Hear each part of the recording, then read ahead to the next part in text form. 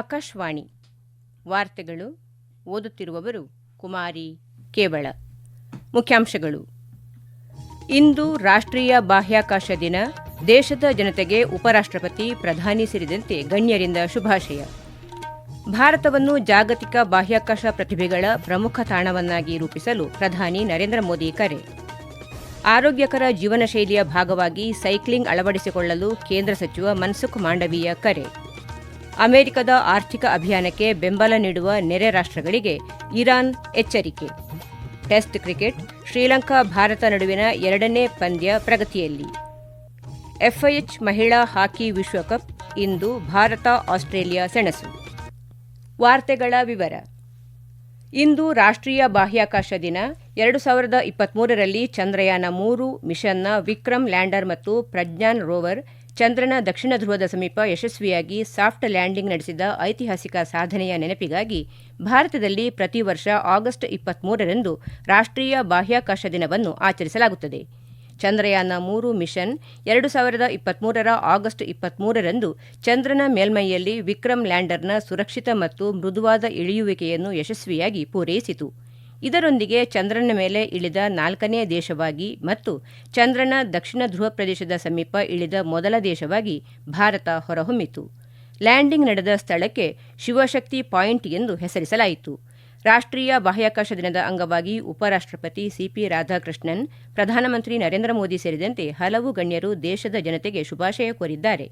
ಸಾಮಾಜಿಕ ಮಾಧ್ಯಮದಲ್ಲಿ ಉಪರಾಷ್ಟ್ರಪತಿ ಸಿಪಿ ರಾಧಾಕೃಷ್ಣನ್ ಅವರು ಬಾಹ್ಯಾಕಾಶ ಅನ್ವೇಷಣೆಯಲ್ಲಿ ಭಾರತದ ಗಮನಾರ್ಹ ಸಾಧನೆಗಳು ದೇಶದ ವೈಜ್ಞಾನಿಕ ಶ್ರೇಷ್ಠತೆ, ನವೋದ್ಯಮದ ಮನೋಭಾವ ಹಾಗೂ ಜ್ಞಾನದ ಗಡಿಗಳನ್ನು ವಿಸ್ತರಿಸುವ ದೃಢ ಸಂಕಲ್ಪಕ್ಕೆ ಸಾಕ್ಷಿಯಾಗಿವೆ ಎಂದು ಹೇಳಿದ್ದಾರೆ.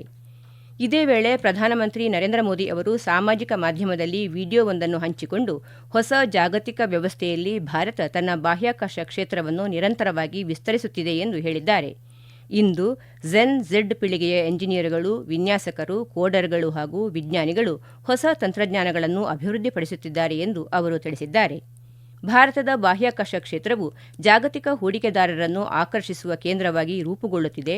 2047ರ ವೇಳೆಗೆ ಭಾರತವನ್ನು ಅಭಿವೃದ್ಧಿ ಹೊಂದಿದ ರಾಷ್ಟ್ರವನ್ನಾಗಿ ಮಾಡುವ ಸಂಕಲ್ಪವನ್ನು ದೇಶ ಹೊಂದಿದ್ದು, ಈ ಗುರಿ ಸಾಧಿಸುವಲ್ಲಿ ಬಾಹ್ಯಾಕಾಶ ಕ್ಷೇತ್ರವು ನಿರ್ಣಾಯಕ ಪಾತ್ರ ವಹಿಸಲಿದೆ ಎಂದು ಪ್ರಧಾನಿ ನರೇಂದ್ರ ಮೋದಿ ತಿಳಿಸಿದ್ದಾರೆ.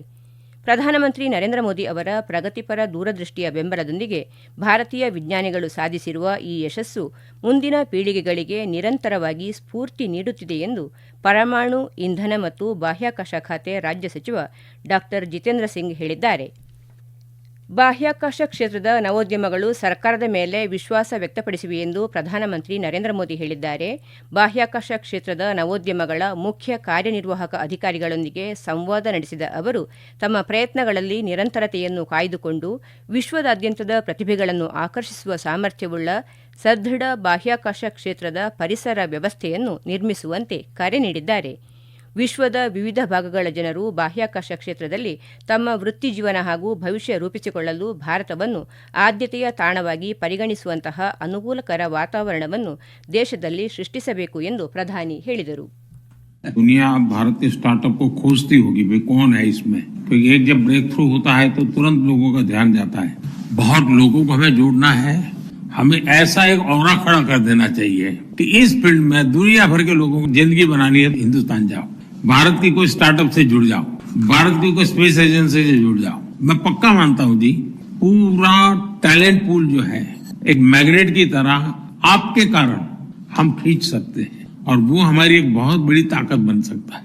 ಸಂವಾದದ ವೇಳೆ ಭಾರತದ ಮೊದಲ ಬಾಹ್ಯಾಕಾಶ ತಂತ್ರಜ್ಞಾನ ಕ್ಷೇತ್ರದ ಯೂನಿಕಾರ್ನ್ ಸಂಸ್ಥೆ ಸ್ಕೈರೂಟ್ ಏರೋಸ್ಪೇಸ್ನ ಮುಖ್ಯ ಕಾರ್ಯನಿರ್ವಾಹಕ ಅಧಿಕಾರಿ ಪವನ್ ಕುಮಾರ್ ಚಂದನಾ ಅವರು ಬಾಹ್ಯಾಕಾಶ ಕ್ಷೇತ್ರವನ್ನು ಮುಕ್ತಗೊಳಿಸಿದ್ದಕ್ಕಾಗಿ ಪ್ರಧಾನಮಂತ್ರಿ ನರೇಂದ್ರ ಮೋದಿ ಅವರಿಗೆ ಧನ್ಯವಾದ ಸಲ್ಲಿಸಿದರು.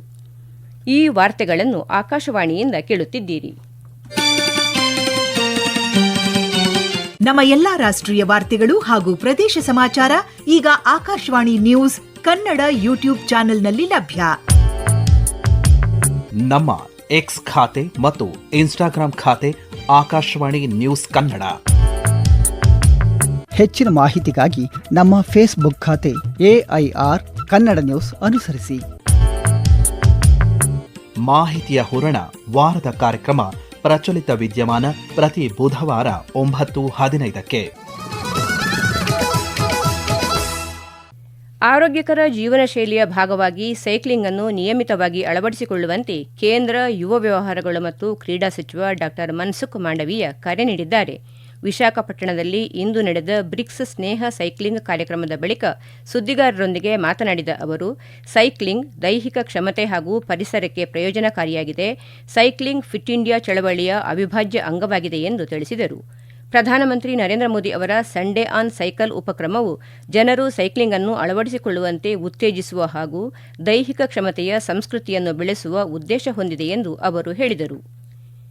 ಅಮೆರಿಕವು ಇರಾನ್ ವಿರುದ್ಧ ನಡೆಸುತ್ತಿರುವ ಆರ್ಥಿಕ ಅಭಿಯಾನಕ್ಕೆ ಬೆಂಬಲ ನೀಡುವ ನೆರೆ ರಾಷ್ಟ್ರಗಳನ್ನು ಶತ್ರುಗಳೆಂದು ಪರಿಗಣಿಸಬೇಕಾಗುತ್ತದೆ ಎಂದು ಇರಾನ್ನ ರಾಷ್ಟ್ರೀಯ ಭದ್ರತಾ ಮಂಡಳಿಯ ಸರ್ವೋಚ್ಚ ಕಾರ್ಯದರ್ಶಿ ಮೊಹಸೆನ್ ರೆಜಾಯ್ ಎಚ್ಚರಿಸಿದ್ದಾರೆ. ಸಂದರ್ಶನವೊಂದರಲ್ಲಿ ಮಾತನಾಡಿರುವ ರೆಜಾಯ್, ಇರಾನ್ ಸಂಘರ್ಷವನ್ನು ಉಲ್ಬಣಗೊಳಿಸಲು ಬಯಸುವುದಿಲ್ಲ, ಆದರೆ ನೆರೆ ರಾಷ್ಟ್ರಗಳು ಅಮೆರಿಕದ ಆರ್ಥಿಕ ಒತ್ತಡದ ಕ್ರಮಗಳಿಗೆ ಬೆಂಬಲ ನೀಡಿದರೆ ಇರಾನ್ ಪ್ರತಿಕ್ರಿಯಿಸಲಿದೆ ಎಂದು ಹೇಳಿದ್ದಾರೆ. ಪ್ರಾದೇಶಿಕ ರಾಷ್ಟ್ರಗಳು ಅಮೆರಿಕದ ಆರ್ಥಿಕ ಅಭಿಯಾನಕ್ಕೆ ಕೈಜೋಡಿಸಿದರೆ ಪರ್ಷಿಯನ್ ಕೊಲ್ಲಿ ಮತ್ತು ಹಾರ್ಮುಜ್ ಜಲಸಂಧಿಯಿಂದ ತೈಲ ರಫ್ತನ್ನು ತಡೆಯುವ ಸಾಧ್ಯತೆಯೂ ಇರಾನ್ಗೆ ಇದೆ ಎಂದು ಅವರು ಎಚ್ಚರಿಸಿದ್ದಾರೆ. ಅಮೆರಿಕ ಅಧ್ಯಕ್ಷ ಡೊನಾಲ್ಡ್ ಟ್ರಂಪ್ ಇರಾನ್ ವಿರುದ್ಧ ತಾವು ಘೋಷಿಸಿರುವ ಕ್ರಮಗಳನ್ನು ಆರ್ಥಿಕ ಡಿ-ಡೇ ಅಭಿಯಾನ ಎಂದು ಬಣ್ಣಿಸಿದ ಬೆನ್ನಲ್ಲೇ ರೆಜಾಯ್ ಈ ಹೇಳಿಕೆ ನೀಡಿದ್ದಾರೆ. ಯಾವುದೇ ದೇಶದ ವಿರುದ್ಧ ಕೈಗೊಂಡಿರುವ ಅತ್ಯಂತ ತೀವ್ರವಾದ ಆರ್ಥಿಕ ಕಾರ್ಯಾಚರಣೆ ಇದಾಗಿದೆ ಎಂದು ಟ್ರಂಪ್ ಹೇಳಿದ್ದು, ಇರಾನ್ ಅನ್ನು ಪ್ರತ್ಯೇಕಿಸುವ ಪ್ರಯತ್ನಕ್ಕೆ ಅಮೆರಿಕದ ಮಿತ್ರ ರಾಷ್ಟ್ರಗಳು ಕೈಜೋಡಿಸುವಂತೆ ಕರೆ ನೀಡಿದ್ದಾರೆ. ಅಮೆರಿಕ ಮತ್ತು ಇರಾನ್ ನಡುವಿನ ಉದ್ವಿಗ್ನತೆ ಮತ್ತಷ್ಟು ತೀವ್ರಗೊಂಡಿದೆ. ಅಮೆರಿಕ ಅಧ್ಯಕ್ಷ ಡೊನಾಲ್ಡ್ ಟ್ರಂಪ್ ವ್ಯೂಹಾತ್ಮಕವಾಗಿ ಮಹತ್ವದ್ದಾಗಿರುವ ಹಾರ್ಮುಜ್ ಜಲಸಂಧಿಯನ್ನು ಹೊಸ ಅಮೆರಿಕದ ಪ್ರದೇಶ ಎಂದು ಬಿಂಬಿಸುವ ಚಿತ್ರವನ್ನು ಮತ್ತೊಮ್ಮೆ ಸಾಮಾಜಿಕ ಮಾಧ್ಯಮದಲ್ಲಿ ಹಂಚಿಕೊಂಡಿದ್ದಾರೆ. ಈ ತಿಂಗಳ 18ರಂದು ಕೂಡ ಇದೇ ಚಿತ್ರವನ್ನು ಟ್ರಂಪ್ ಹಂಚಿಕೊಂಡಿದ್ದರು. ಇದಕ್ಕೂ ಮೊದಲು ಜಲಮಾರ್ಗದ ಮೇಲೆ ಅಧಿಕಾರ ವ್ಯಾಪ್ತಿಯನ್ನು ಘೋಷಿಸುವ ಸಾಧ್ಯತೆಯ ಬಗ್ಗೆಯೂ ಅವರು ಪ್ರಸ್ತಾಪಿಸಿದ್ದರು. ಅಮೆರಿಕ ತನ್ನ ನಿಲುವನ್ನು ಬದಲಿಸದ ಹೊರತು ಮಹತ್ವದ ಸಮುದ್ರ ಮಾರ್ಗವಾದ ಹಾರ್ಮುಜ್ ಜಲಸಂಧಿ ಮುಚ್ಚಿಯೇ ಇರುತ್ತದೆ ಎಂದು ಇರಾನ್ ಪುನರುಚ್ಚರಿಸಿದೆ. ಅಮೆರಿಕದ ಪ್ರಾದೇಶಿಕ ಹಕ್ಕು ಪ್ರತಿಪಾದನೆಯನ್ನು ತಿರಸ್ಕರಿಸಿರುವ ಇರಾನ್ನ ಸರ್ವೋಚ್ಚ ರಾಷ್ಟ್ರೀಯ ಭದ್ರತಾ ಮಂಡಳಿಯ ಕಾರ್ಯದರ್ಶಿ ಮೊಹಸೆನ್ ರೆಜಾಯ್ ಅಮೆರಿಕ ಅಧ್ಯಕ್ಷರ ಹೇಳಿಕೆಗಳನ್ನು ತೀವ್ರವಾಗಿ ಟೀಕಿಸಿದ್ದಾರೆ. ಶ್ರೀಲಂಕಾ ಹಾಗೂ ಭಾರತ ತಂಡಗಳ ನಡುವಿನ 2ನೇ ಟೆಸ್ಟ್ ಕ್ರಿಕೆಟ್ ಪಂದ್ಯ ಕೊಲಂಬೋದಲ್ಲಿ ನಡೆಯುತ್ತಿದೆ. ಟಾಸ್ ಗೆದ್ದು ಮೊದಲು ಬ್ಯಾಟಿಂಗ್ ಮಾಡುತ್ತಿರುವ ಭಾರತ ಇತ್ತೀಚಿನ ವರದಿಯಂತೆ 32 ಓವರ್ಗಳಲ್ಲಿ 2 ವಿಕೆಟ್ ನಷ್ಟಕ್ಕೆ 110 ರನ್ ಮಾಡಿ ಆಡುತ್ತಿತ್ತು. 2 ಪಂದ್ಯಗಳ ಈ ಸರಣಿಯ ಮೊದಲ ಪಂದ್ಯದಲ್ಲಿ ಶುಭಮನ್ ಗಿಲ್ ನಾಯಕತ್ವದ ಭಾರತ ತಂಡ 165 ರನ್ಗಳಿಂದ ಜಯ ಸಾಧಿಸಿತ್ತು. 2ನೇ ಪಂದ್ಯದಲ್ಲಿ ಗೆದ್ದು ಸರಣಿ ಕ್ಲೀನ್ ಸ್ವೀಪ್ ಮಾಡುವ ಗುರಿಯೊಂದಿಗೆ ತಂಡ ಇಂದು ಕಣಕ್ಕೆ ಇಳಿದಿದೆ. ಎಫ್ಐಎಚ್ ಹಾಕಿ ವಿಶ್ವಕಪ್ನ ಪೂಲ್ ಇ ಹಂತದಲ್ಲಿ ಇಂದು ಭಾರತೀಯ ಮಹಿಳಾ ತಂಡ ಆಸ್ಟ್ರೇಲಿಯಾ ತಂಡವನ್ನು ಎದುರಿಸಲಿದೆ. ಸೆಮಿಫೈನಲ್ ಸ್ಥಾನ ಪಡೆಯುವ ಸ್ಪರ್ಧೆಯಲ್ಲಿ ಉಳಿಯಬೇಕಾದರೆ ಭಾರತ ಈ ಪಂದ್ಯದಲ್ಲಿ ಗೆಲುವು ಸಾಧಿಸಬೇಕಾಗಿದೆ. ಪಂದ್ಯ ರಾತ್ರಿ 10:30ಕ್ಕೆ ಆರಂಭವಾಗಲಿದೆ. ಭಾರತದ ಸೆಮಿಫೈನಲ್ ಪ್ರವೇಶವು ಇದಕ್ಕೂ ಮುನ್ನ ನಡೆಯಲಿರುವ ಚೀನಾ ಮತ್ತು ನೆದರ್ಲ್ಯಾಂಡ್ಸ್ ನಡುವಿನ ಪಂದ್ಯದ ಫಲಿತಾಂಶವನ್ನು ಅವಲಂಬಿಸಿದೆ. ಈ ಪಂದ್ಯದಲ್ಲಿ ಚೀನಾದ ಸೋಲು ಭಾರತಕ್ಕೆ ಅಗತ್ಯವಾಗಿದೆ. ಒಂದು ವೇಳೆ ಚೀನಾ ಗೆದ್ದರೆ ಆಸ್ಟ್ರೇಲಿಯಾ ವಿರುದ್ಧ ಭಾರತ ಗೆದ್ದರೂ ಸೆಮಿಫೈನಲ್ ಪ್ರವೇಶದ ಅವಕಾಶ ಕಳೆದುಕೊಳ್ಳಲಿದೆ. ನೆದರ್ಲ್ಯಾಂಡ್ಸ್ ಈಗಾಗಲೇ 6 ಅಂಕಗಳೊಂದಿಗೆ ಸೆಮಿಫೈನಲ್ಗೆ ಅರ್ಹತೆ ಪಡೆದಿದೆ. ಚೀನಾ 2 ಅಂಕಗಳನ್ನು ಹೊಂದಿದ್ದರೆ ಭಾರತ ಮತ್ತು ಆಸ್ಟ್ರೇಲಿಯಾ ತಲಾ 1 ಅಂಕ ಹೊಂದಿವೆ. ಹೀಗಾಗಿ ಸೆಮಿಫೈನಲ್ ಪ್ರವೇಶದ ಸ್ಪರ್ಧೆಯಲ್ಲಿರುವ ಉಳಿದ 3 ತಂಡಗಳಿಗೂ ಇಂದಿನ ಪಂದ್ಯಗಳು ನಿರ್ಣಾಯಕವಾಗಿವೆ. ಜಪಾನ್ನ ಟೋಕಿಯೋದ ಈಶಾನ್ಯ ಭಾಗದಲ್ಲಿರುವ ಇಬರಾಕಿ ಪ್ರಾಂತ್ಯದಲ್ಲಿ ಇಂದು ಸಂಭವಿಸಿದ 5.9 ತೀವ್ರತೆಯ ಭೂಕಂಪದಲ್ಲಿ ಕನಿಷ್ಠ 37 ಮಂದಿ ಗಾಯಗೊಂಡಿದ್ದಾರೆ. ಭೂಕಂಪದ ಪರಿಣಾಮ ಕೆಲವು ಪ್ರದೇಶಗಳಲ್ಲಿ ನೀರಿನ ಕೊಳವೆಗಳು ಒಡೆದು ಹೋಗಿದ್ದು ಸಾರಿಗೆ ಸೇವೆಗಳಿಗೂ ವ್ಯತ್ಯಯ ಉಂಟಾಗಿದೆ. ಈಗ ಕೊನೆಯಲ್ಲಿ ಮತ್ತೊಮ್ಮೆ ಮುಖ್ಯಾಂಶಗಳು. ಇಂದು ರಾಷ್ಟ್ರೀಯ ಬಾಹ್ಯಾಕಾಶ ದಿನ. ದೇಶದ ಜನತೆಗೆ ಉಪರಾಷ್ಟ್ರಪತಿ, ಪ್ರಧಾನಿ ಸೇರಿದಂತೆ ಗಣ್ಯರಿಂದ ಶುಭಾಶಯ. ಭಾರತವನ್ನು ಜಾಗತಿಕ ಬಾಹ್ಯಾಕಾಶ ಪ್ರತಿಭೆಗಳ ಪ್ರಮುಖ ತಾಣವನ್ನಾಗಿ ರೂಪಿಸಲು ಪ್ರಧಾನಿ ನರೇಂದ್ರ ಮೋದಿ ಕರೆ. ಆರೋಗ್ಯಕರ ಜೀವನ ಶೈಲಿಯ ಭಾಗವಾಗಿ ಸೈಕ್ಲಿಂಗ್ ಅಳವಡಿಸಿಕೊಳ್ಳಲು ಕೇಂದ್ರ ಸಚಿವ ಮನ್ಸುಖ್ ಮಾಂಡವೀಯ ಕರೆ. ಅಮೆರಿಕದ ಆರ್ಥಿಕ ಅಭಿಯಾನಕ್ಕೆ ಬೆಂಬಲ ನೀಡುವ ನೆರೆ ರಾಷ್ಟ್ರಗಳಿಗೆ ಇರಾನ್ ಎಚ್ಚರಿಕೆ. ಟೆಸ್ಟ್ ಕ್ರಿಕೆಟ್, ಶ್ರೀಲಂಕಾ ಭಾರತ ನಡುವಿನ 2ನೇ ಪಂದ್ಯ ಪ್ರಗತಿಯಲ್ಲಿ. ಎಫ್ಐಎಚ್ ಮಹಿಳಾ ಹಾಕಿ ವಿಶ್ವಕಪ್, ಇಂದು ಭಾರತ ಆಸ್ಟ್ರೇಲಿಯಾ ಸೆಣಸು. ಇಲ್ಲಿಗೆ ವಾರ್ತಾ ಪ್ರಸಾರ ಮುಕ್ತಾಯವಾಯಿತು. ನಮ್ಮ ಮುಂದಿನ ವಾರ್ತಾ ಪ್ರಸಾರ ಮಧ್ಯಾಹ್ನ 2:30ಕ್ಕೆ.